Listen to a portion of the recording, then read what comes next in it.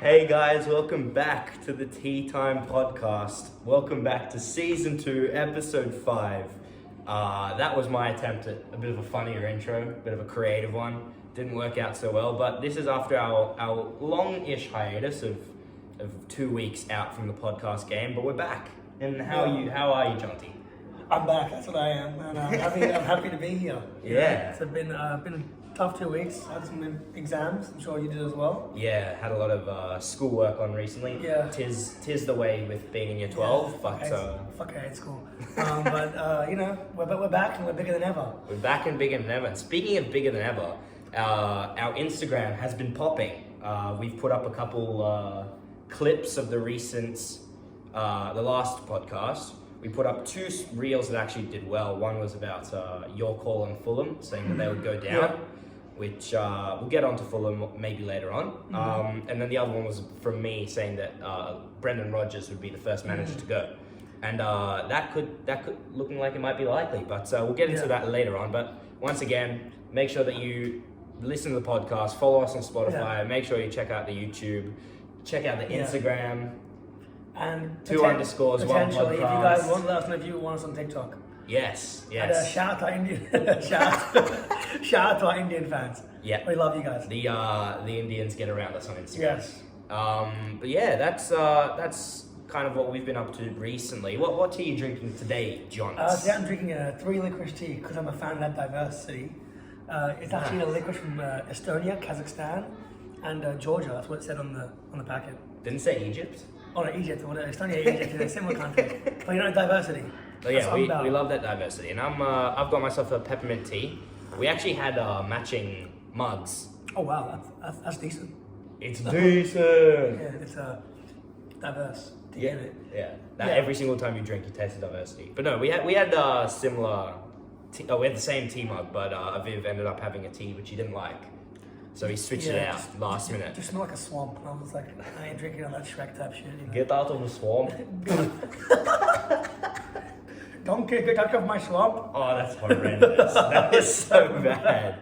That is so bad. That sounded Indian. Oh my god. But yeah, that's us today. Let's talk some football. Yeah. So the major news story of the last 2 weeks, I'd say. Almost 24 hours actually. Yeah. Story, that's it. It's developed further in the last 24 hours. Casemiro to Manchester United, £70 million, I believe.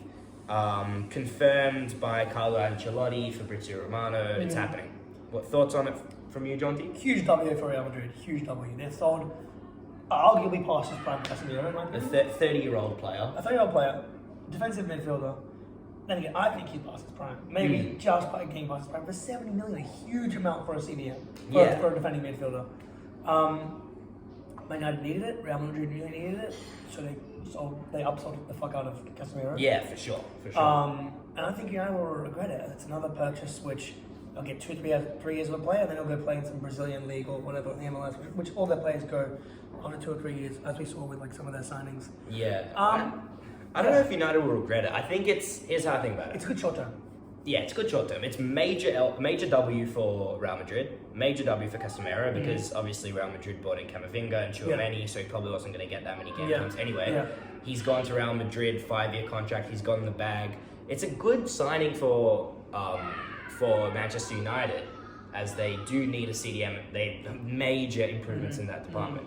However, I do worry because I think about one thing I thought about the other day, that's happened over the last couple of days, which there's no CDM in the midfield.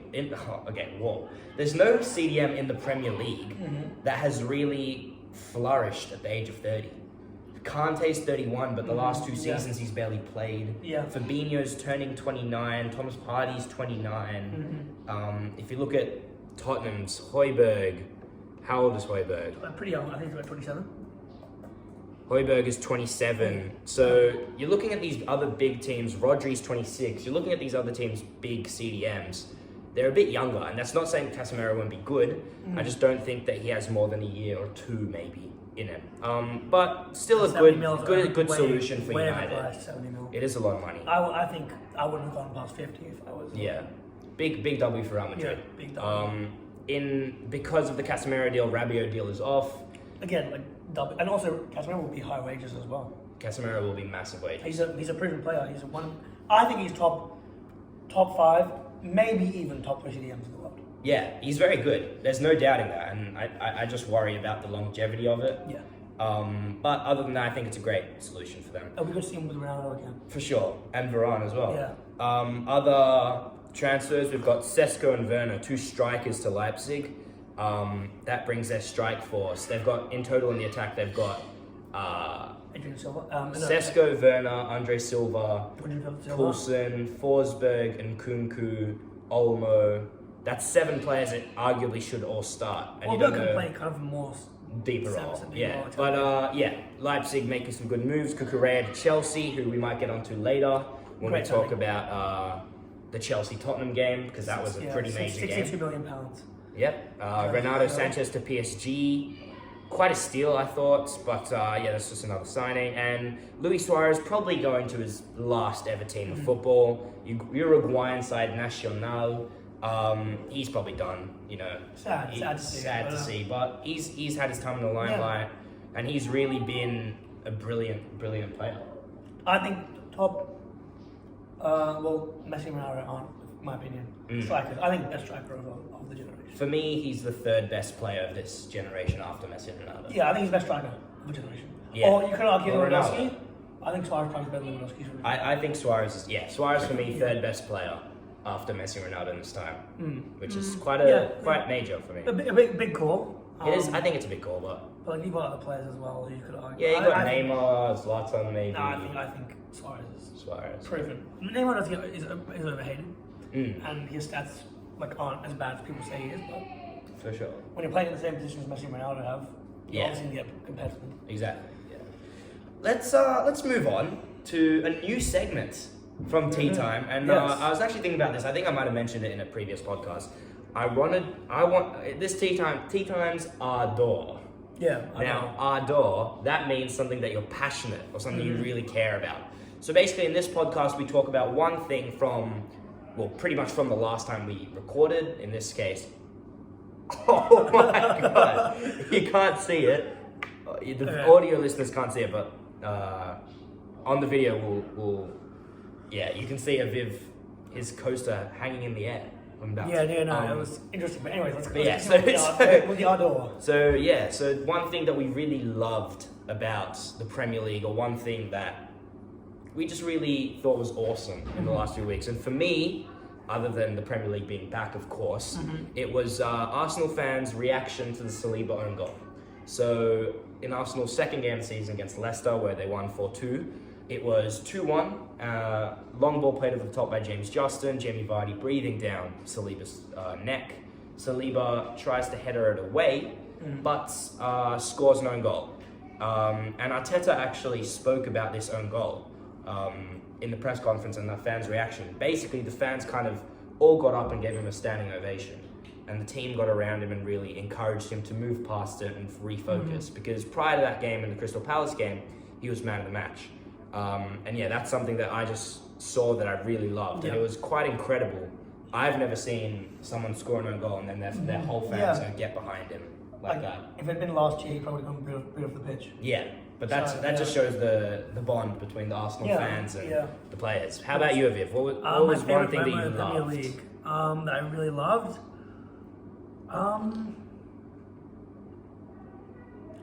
It's a hard one, because it's a hard one. It really is a hard one. I loved watching, obviously, Man United lose 4-0. I'm going to say, watching Man United lose 4-0 to Brentford, I love that.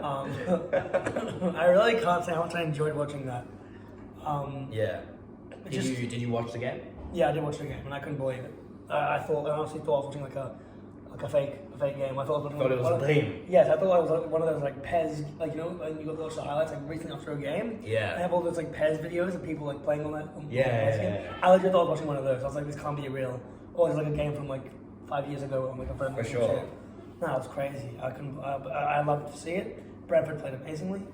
Yeah. And just put a smile on my face watching lower. This is what I was also getting onto, watching teams that we thought were lower table challenging the top 6 teams. We saw for sure. We saw Liverpool drop points as well. Twice. Kind of leading on to a next segment, but we watched Liverpool drop points. We've watched teams like Fulham, who people thought were going to get relegated. It's low table. So it's not realistic. Well, let's move on. Let's actually talk about that United so far this season. As you touched on, that 4-0 defeat to Brentford in the Brentford Community Stadium. Unbelievable. Yeah. Really unbelievable in 36 very minutes. Deserved as well from Brentford. Crazy result. A 2-1 loss to Brighton. This weekend they've got Liverpool at Old Trafford. Which no one sees them winning. So if you're looking at it could be an 0-3 start from United. I think it will be an 0-3 start. And if United win, then Liverpool have got some questions to ask about the club as well. Yeah, that's actually both teams true. Have to win. Both teams do need a win. If United win, they go above Liverpool. Yeah. Which is shocking considering how bad United have been. Yeah, United. But it's really, I really question what goes on at Manchester United. Yeah. It really, if I was a Manchester United, I would be worrying right now. Apparently the fans are planning a protest where they don't go to the stadium at this weekend against Liverpool. But I don't see that working because it's Manchester United versus Liverpool. That's one of the games of the season. Yeah. But last season they lost 5-0 and 4-0 to Liverpool in total. So I don't see how they walk out of that game with 3 points. And I worry because you're meant to, you've brought Erik ten Hag. He's meant to be this footballing genius. And normally when a team brings in a manager, there's this, new manager bounce. Normally they go on like a run. They go on a good run, but Manchester United, you're not seeing that at all. And everyone should be held accountable. The players need to be held accountable. The manager Erik ten Hag needs to be held accountable as well because I think it's too early for him to be held accountable. Not held accountable to the point of like sacking, but there definitely should be question marks over his squad selection. I mean, playing Eriksen as a DM. Yeah, I don't think he's ever played there in his entire life. Like, I think also, if you've brought in 3 managers who they just all can't get wins, and clearly it's not the manager's problem. This is the third time they brought in Solskjaer, who obviously did well first season. Well, Solskjaer still came second in the league. Yeah, he did, but then second season got sacked within 3 months. Yeah. Then they brought in Ragnick temporarily. They said it was whatever, be managed or be mentored by Ten Hag, whatever it is. Yeah. Absolute mess. Yeah. There was no faith in Ragnick whatsoever. He got so much shit. Didn't get results either. Didn't even make top 6. Yeah. And I got Ten Hag, you haven't won again. Haven't got a single point. Or Ragnick came just 6th. They haven't even scored a goal yet. They scored one. They scored one against Brighton. That's an own goal. True. That's not their goal. That is funny to think about. I think largely it comes down to the players. And the thing is, for me, United can learn a lot from Arsenal. Yeah. Arsenal last season were in a very similar situation. You came 8th 2 seasons ago. We came 8th. So Arteta came in the middle of the season. Yep. Over Unai Emery. Yeah. He came in 2019-2020 season. That season we finished 8th. Yeah. The 2020-2021 season we finished 8th again. Mm-hmm. And then the 2021-2022 season, which was last year, we finished 5th. Yeah, there were already moments about Arteta out by the end of the 2019. For sure. Yeah, at the end of the start of last season, we started very similarly. We lost to Brentford as well. We did lose to City and Chelsea, who are harder opponents than Brighton. But we really trusted our manager and we held players accountable.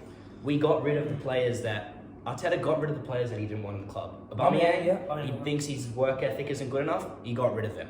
Kolasinac got rid of as well. Kolasinac, Mesut Ozil, David Luiz, Socrates. Rob Holding's still in the squad, but so many players. Xhaka. He's still playing. Xhaka's been playing very well recently. But there's loads of players that got kicked out of Arsenal because Arteta didn't like it, and the board backed Arteta, and they gave him. You finished 8th 2 years in a row, and then 5th.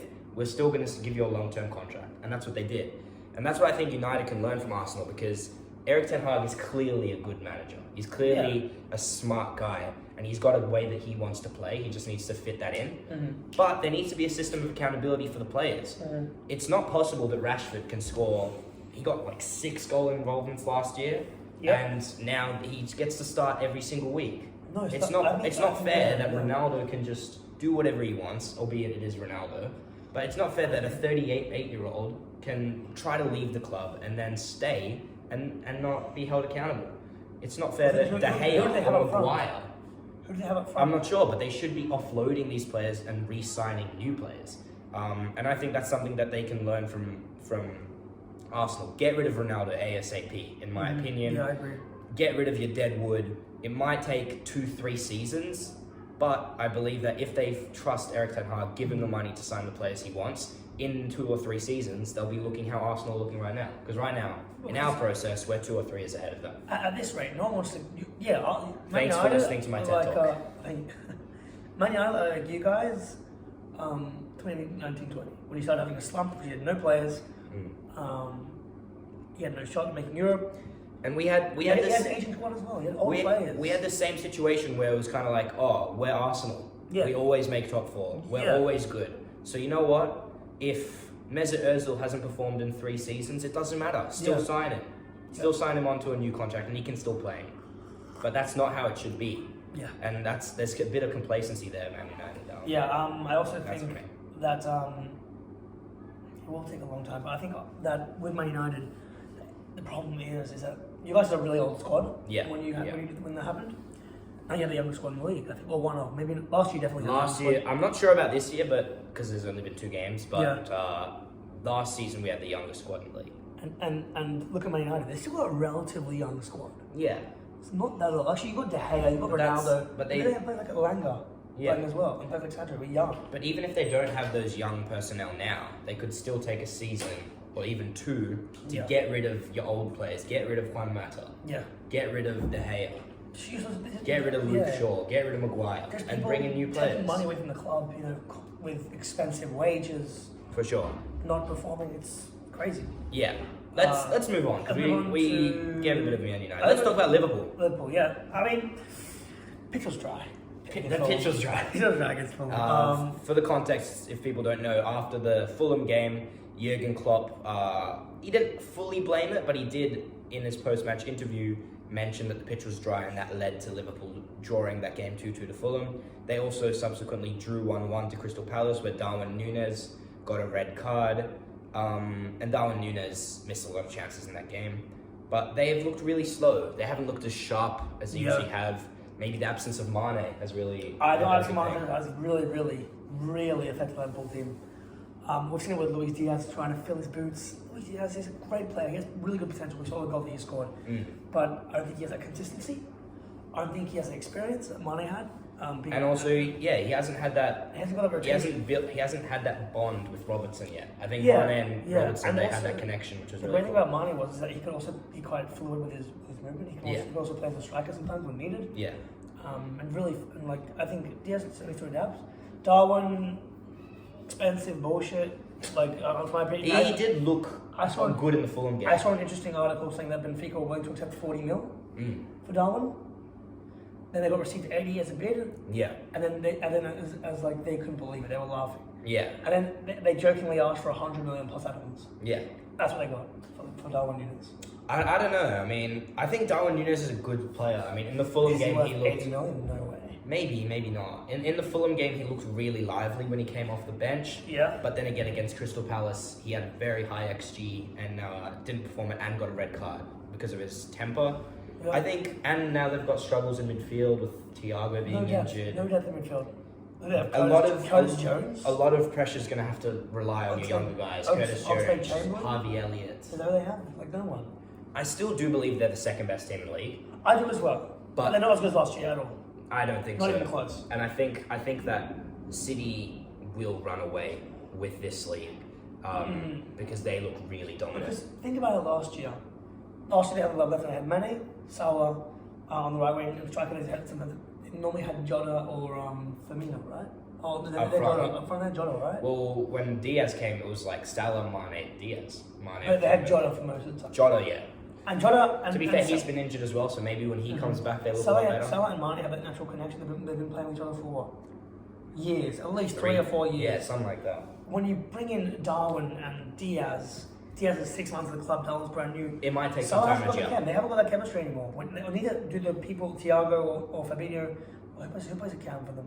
Well, they play more of like a Thiago, Yeah, they play more Fabinho, Thiago, Henderson. Henderson. Sorry, yeah, my bad. But like even they haven't got them, the chemistry. They don't know much about it. even them, Thiago's been a little bit injured since he joined. They are a little bit shaky, and I still think that Klopp is a genius and he'll be able to work it out. And that's the risk you take when you bring in new players, just to chemistry the squad. And it might be a bit of a down year for Liverpool, but I still think that top three. If they somehow don't make second, they're definitely making the top three. they should. Well, they should be second. disappointed with not coming in the top two. I think. Yeah. Let's talk about Tottenham Chelsea. Game of the season so far. Gotta Yes. be. Or maybe Brentford United. No, Chelsea Tottenham game. Chelsea. I unfortunately couldn't catch it, but did you manage to watch that one? Yeah, I watched that one. It wasn't. Wanna I don't run us rate this through it? game. I just don't really want to talk about it. But well, because Anthony Taylor shouldn't ref a Chelsea game again. It happened. Well, look, the one against what was it, Arsenal and Liverpool, and Reece James got the red card. When he handballed it off the line? Yeah. That was, Liverpool.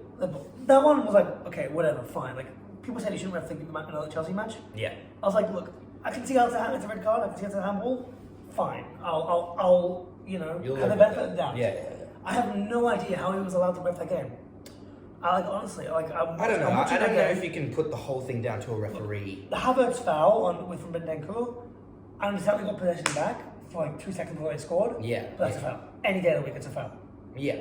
And technically, even though... But then again, there's so many things that happened. It was 35 seconds between that and the goal. I know, but like, they still were on the attack. We were screaming for a foul. You can say it was 35 seconds, whatever. Yeah. But it led to the attack, led to the goal. Cucurella's hair pull, which Mike Dean even spotted himself. He said he made a mistake. He came out yesterday on social media. Yeah. And said it was a mistake.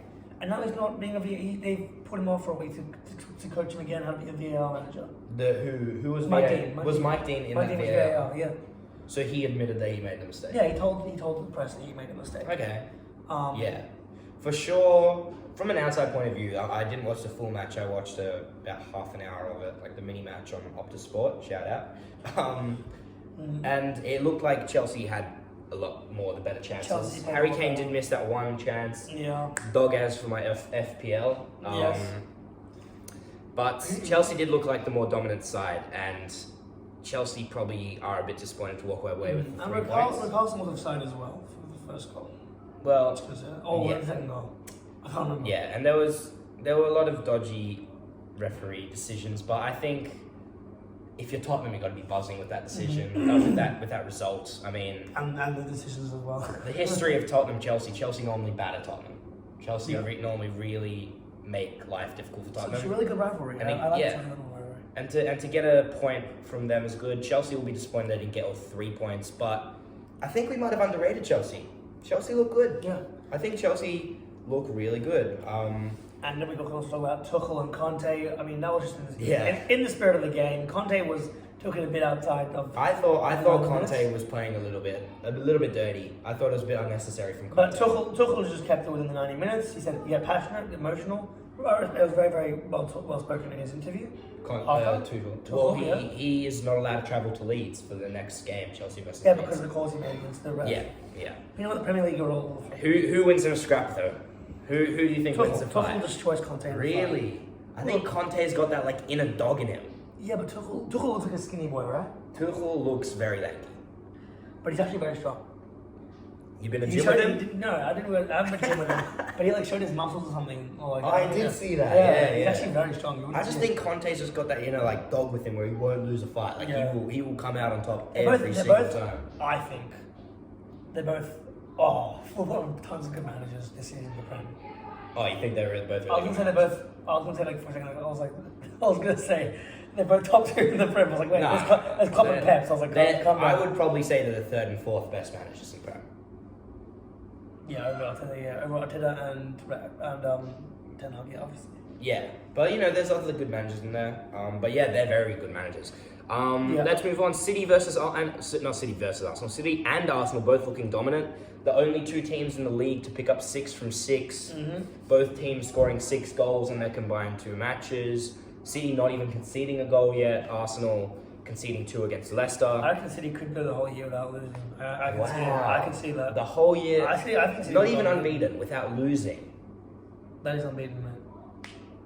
No, because unbeaten you can draw.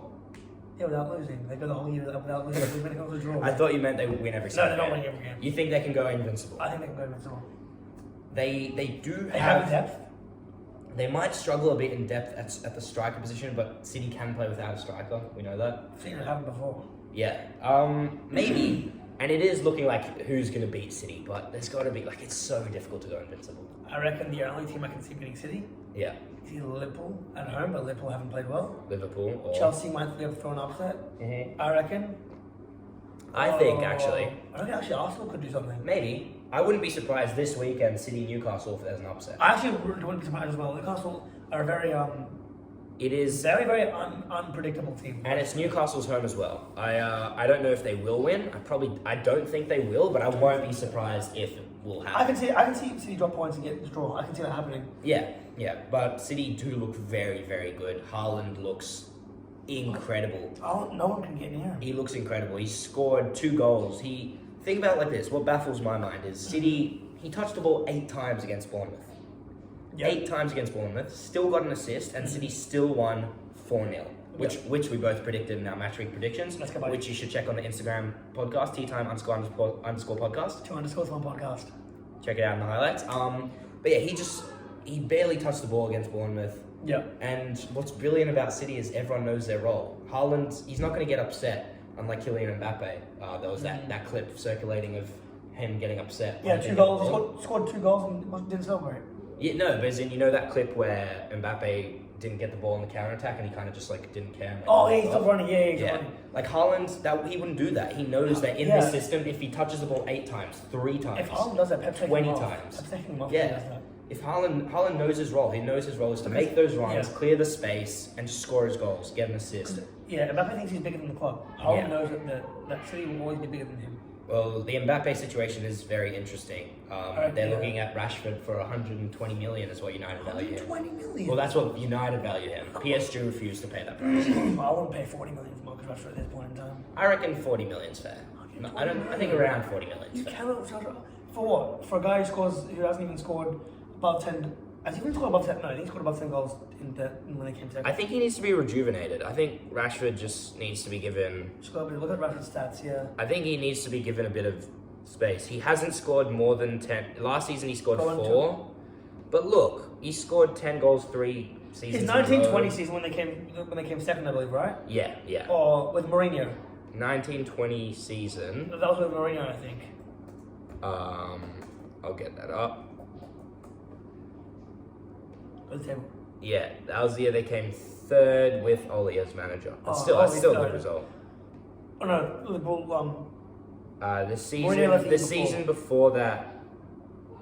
No, 2 seasons before that they came second. 2 seasons before that they came second. He scored. He got involved in 12 goals in that season. But no, I think. What are we even talking about? How do we get onto Rashford? We're talking about PSG. No, but how do PSG Mbappe. We're talking about Haaland. Then we talked about. Oh yeah, we're talking about Haaland. But yeah, basically City look really, really good. Yeah. Arsenal look good as well. Couple defensive issues with those 2 goals conceded against Leicester. I don't know if you saw them, but first goal, Saliba own goal was a mistake. But he's looked really, really good so far. Looks like a new signing, even though he's not. Yeah. And second goal, Ramsdale got beaten as near post, which he shouldn't have. But yeah, it's City and Arsenal looking really good. Let's talk about the promoted teams. So far, I think all 3 promoted teams have won. No, Fulham haven't won. Have taken points off teams. Yeah, all 3 promoted teams are looking good. Fulham got a draw against 2 decent teams, Wolves and Liverpool, obviously. Mitrovic made Van Dijk look like an idiot. He mugged him off. We watched that game together, actually, with a few of our friends. Which we do have. Which we do have. Aside from our Indian buddies who love the Tea Time podcast. Yes, let us know if you want us to be eating some traditional food. What if we make it at the boba tea? The chai tea. The chai, not boba. Boba is the Japanese, I think. I meant chai. Or South Korean, I don't know. Chai tea, Tea Time, Indian edition. Tea Time Indian edition. Yeah. But no, Fulham looking good, haven't lost yet.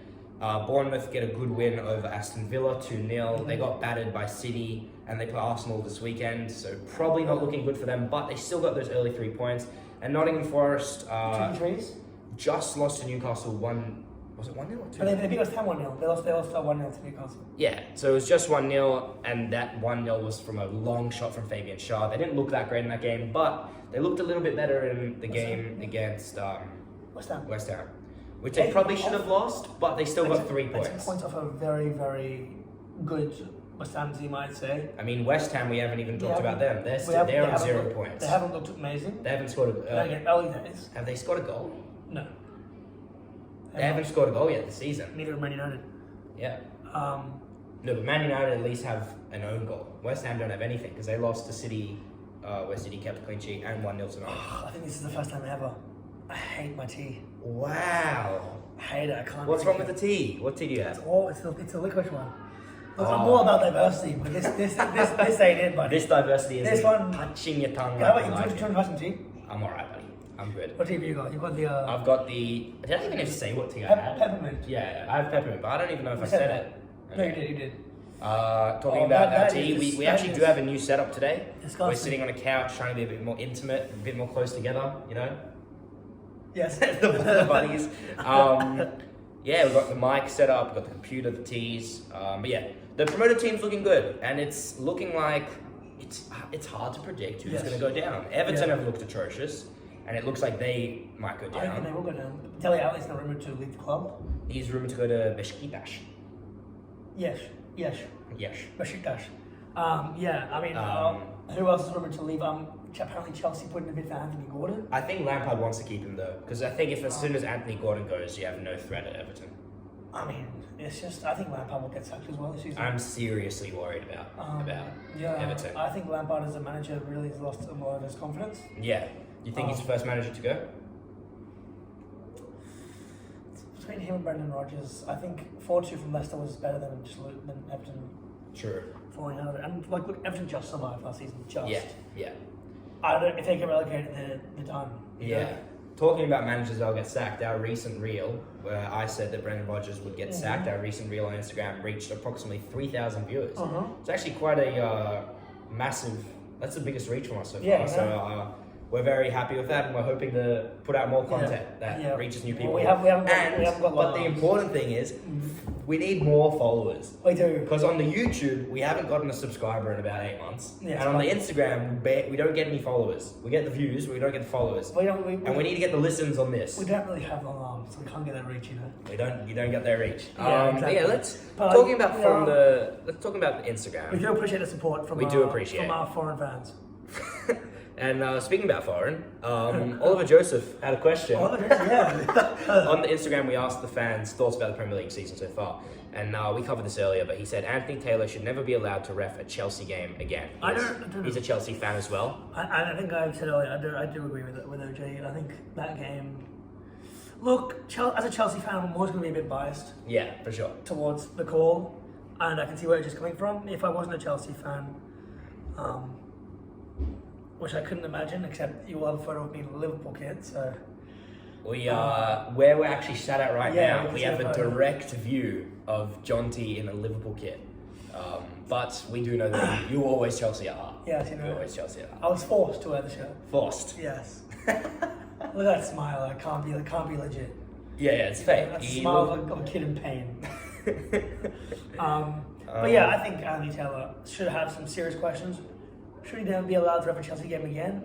Perhaps. I think he probably should get back to the coaching board, back to the training. There should be some ramifications. There should be some kind of evaluation or review or a briefing, and if they're like, okay, Anthony, you fucked up. Yeah. Give him a fine, or be like, or just give him 1 month off without. Yeah, just let him, and give him some training, just so they doesn't make bad calls. The English refs are notoriously bad though, because there haven't been many English referees at World Cups, I'm pretty sure. Yeah, Mike Dean hasn't been great. Oh no, there was one that I really, really liked. I don't know if he was English, but Mark Clattenburg. Let me check. I've not. This is some serious. He ref the 2017 UCL final.